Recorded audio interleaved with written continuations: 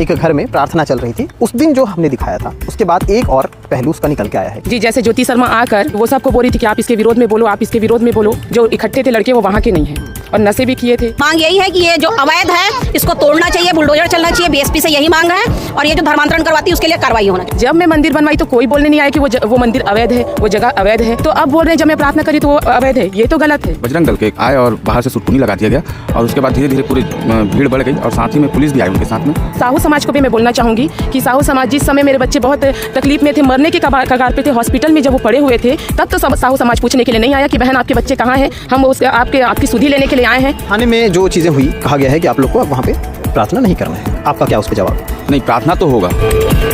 आप सभी को जय मसीह की। दोस्तों, इस वीडियो में बात करने वाला हूं जो कि मैं 2 दिन पहले बात किया था एक वीडियो में, जहां पर बजरंग दल के लोग और ज्योति शर्मा एक प्रार्थना घर सभा में पहुंचते हैं और वहां पे गाली गलौज करना, मारपीट करना, गाड़ी में तोड़फोड़ करना बजरंग दल के लोग करने लगे थे। इस वीडियो को मैंने दिखाया था कि इस तरीके से मसीह समाज के लोगों के ऊपर अत्याचार हो रहा है।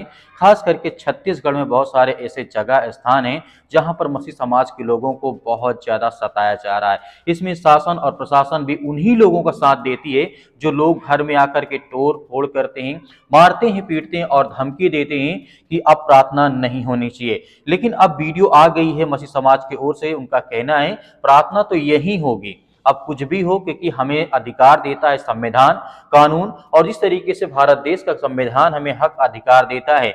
लेकिन मैं आपको वीडियो दिखाने से पहले मैं आपको कहना चाहता हूं कि जितने भी कट्टर विचारधारा के लोग हैं, जितने भी सोचते हैं कि मसीह समाज के लोग धर्म परिवर्तन करते हैं, जात बदलते हैं, मजहब बदलते हैं, लेकिन ऐसा हमें कहीं देखने को नहीं मिलता है।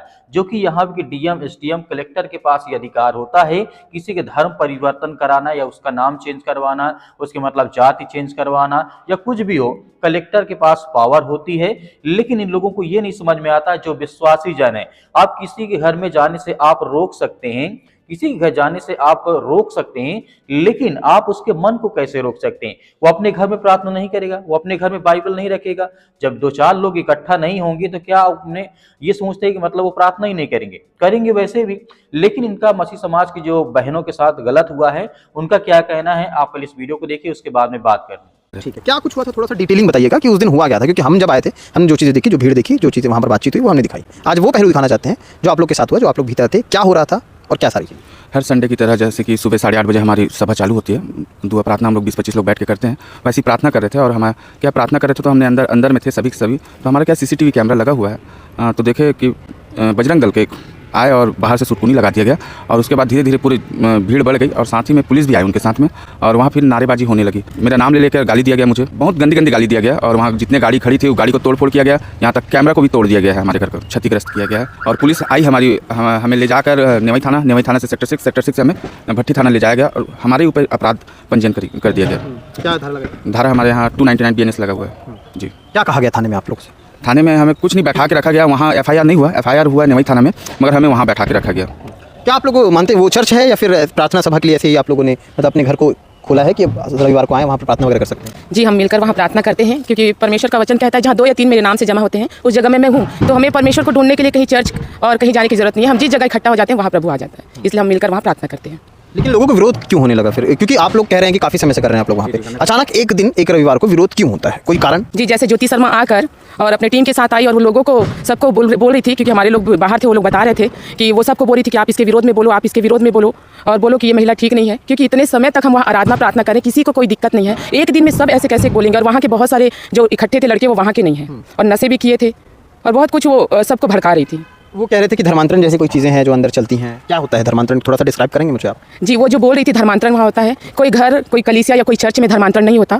जैसे ज्योति शर्मा को बहुत ज़्यादा नॉलेज है संविधान का और वो जो बहुत बताती है, तो मैं ये बताना चाहूँगी कि ये सब काम जो है कानूनी दस्तावेज के अनुसार होता है, जो कलेक्टर ऑफिस में होता है वो उनको भी मालूम है, तो कोई घर में कैसे ये सब कर लेगा?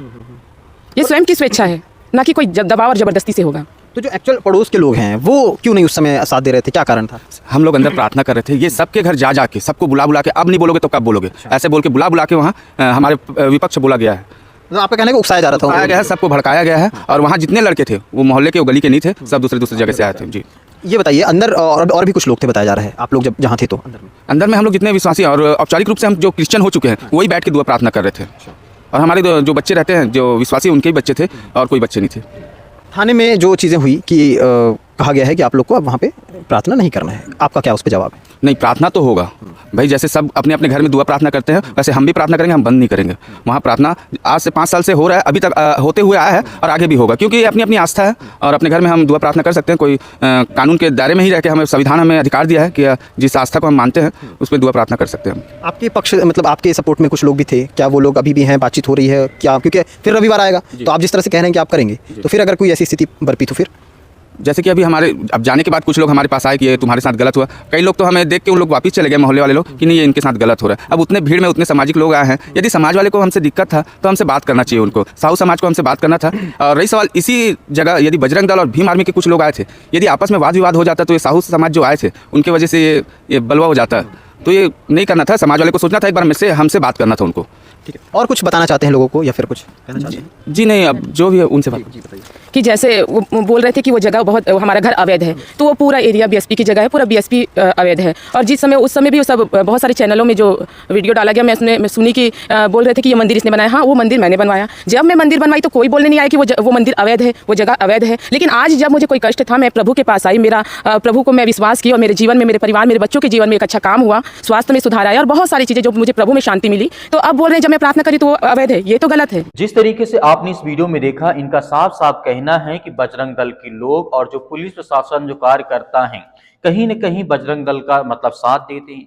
क्या कि कोई भी व्यक्ति अपने घर में प्रार्थना नहीं कर सकता, या हिंदू समाज के लोग या अपने घर में कथा कीर्तन या भजन नहीं करते हैं, वहां तो आप जाके नहीं रोकते हैं कि आप ये क्या कर रहे हैं। और जिस तरीके की बात ये रही है कि कोई बाइबल पढ़ रहा है, कोई वचन पढ़ रहा है, कोई प्रार्थना कर रहा है, यहाँ तक जो साहू समाज के लोग हैं आज उनका खुद विरोध करते हैं। लेकिन जो बहन यहाँ पे भाई कह रहे हैं, जब मेरे लड़के की, मेरे मतलब बेटे की तबीयत खराब थी, जिस हालात में थे, जब परमेश्वर ने हमें संभाला, तब लोग जब हम बीमार थे तब तो साहू समाज की या कोई भी बजरंग दल का व्यक्ति नहीं आया हमारे पास हमारी हाल चाल पूछने के लिए। मेरे प्रिय भाई ने ज्यादा कुछ तो नहीं कहना चाहूंगा, लेकिन बजरंग दल के साथ जो भी इस समय पुलिस प्रशासन सत्ता जो रूढ़ के लोग हैं इस समय काम करते हैं, क्योंकि स्वाभाविक बात है बजरंग दल के लोग किसके लिए काम करते हैं, जो भी सत्ता सरकार मतलब होती है बीजेपी के लिए, और उनका मतलब उनको आप परेशान नहीं कर सकते हैं। अब पुलिस प्रशासन पूरी तरीके साथ देती है उनका। तो मेरे प्रिय भाइयों, यहाँ पर मसीह भाई बहनों को मैं कहना चाहूंगा कि आप लोग इस वीडियो को ज्यादा से ज्यादा शेयर करें ताकि और लोग मसीह समाज के लोग जागरूक हों। और जिस तरीके की ये हालात आज भारत देश में बने हुए हैं, कहीं ना कहीं इस पे सरकार एक्शन ले, काम करे। एक मतलब पक्ष जात मतलब देख करके मतलब ये ना डिसाइड करें कि मतलब ये ईसाई हैं तो मतलब धर्म परिवर्तन कराते, इनको ऊपर FIR कर दो, जेल में डाल दो, बंद कर दो। जो तोड़ फोड़ करते हैं उनके वो आप उठा के नहीं डालते हैं। तो जो भी आप इरा हमें कमेंट बॉक्स में कमेंट करके जरूर बताइएगा। मिलते हैं नेक्स्ट वीडियो।